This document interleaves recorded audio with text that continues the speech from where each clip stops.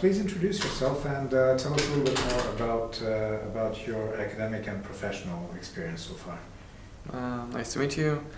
My name is Dragomir. I graduated from the American University in Bulgaria in 2016 with a double major in economics and political science with a minor in European studies.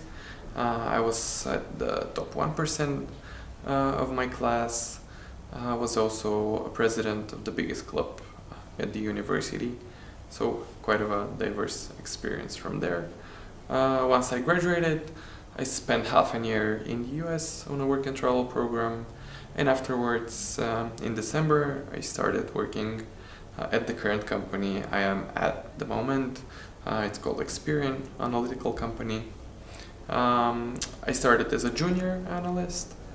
I went through 3 positions so far, and starting from next month, I'm gonna be a senior analytical engineer there. Why did you decide to go for an MBA? MBA, right. I never studied business administration in my bachelor's degree, and I consider this a slight disadvantage. I think I'm gonna really benefit from getting the theoretical foundations of business, but most of all, it's the practical side of things related to MBA that attracts me, and of course, the networking that you're exposed to on an MBA. The people that you get to meet, this gives you a great chance to explore different industries, different cultures as well, and as far as I know, and what I suppose gonna happen is gonna be a change in field, either in the position I am at the moment, or entirely change of going into another field. Okay, perfect. Have you already taken the GMAT or other exams? I took the GMAT a month ago. I scored 710 points, also 7 at the integrated reasoning and 5 at the analytical writing assessment. Which was the hardest part for you to prepare during your preparation for GMAT? I can't say there is a hardest part. The major ones that are the integrated reasoning and the math part, of course, are the most challenging ones. That's why universities are looking after them. I wouldn't say there's it largely depends on the person that's taking the test.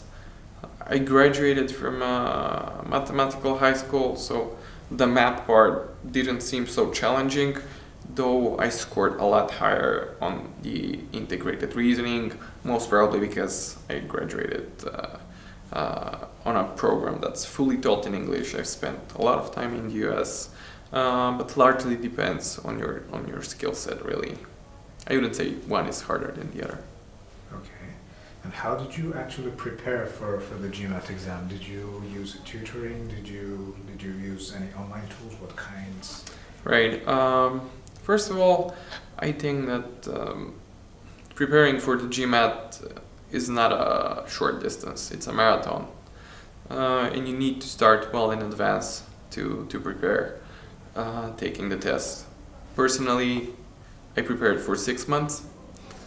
I started with 1 test to get an idea where I'm at. And then I just bought 2 books, the official ones from previous years. Read them from top to bottom.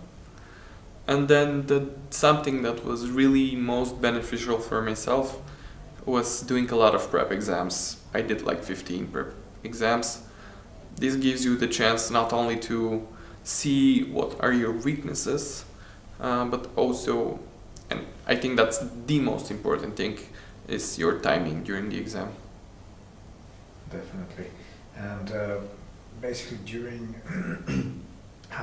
what kind of person are you? I mean, how do you prepare best for example? Are you more visual, or do you prefer to do some more like theoretical preparation before. What is the best way for you to prepare for the exam? Right. What I'm usually doing when taking such exams is getting an overview of the test, see what are the topics included either in the math section or the integrated reasoning section. I don't think that studying the theory will help you this much. It's a lot more useful to do actual tasks, actual whatever tests. And then once you spot your weaknesses, you can always go back to the theory, review it, learn it if you need to. But yeah, practice makes it perfect. Okay, great. Which part of the application process generally, I mean, looking at the whole application process to a business school, is most challenging for you? The most challenging part, first of all, it's really important to research the universities you're going for. And it takes quite some time to do so. Once you've done this, I think that the most challenging part is going to be covering all the essays that you need to write, spotting the different aspects of the interview process at the different schools. They're kind of standardized, but not really. So yeah, that's what I would say it's the most challenging part. And of course the interview that you're gonna have in the end, if you get to it. Great. At what stage are you currently while applying for the business school? Have you chosen the schools or are you still researching for more information? I have researched already. I haven't targeted specific schools.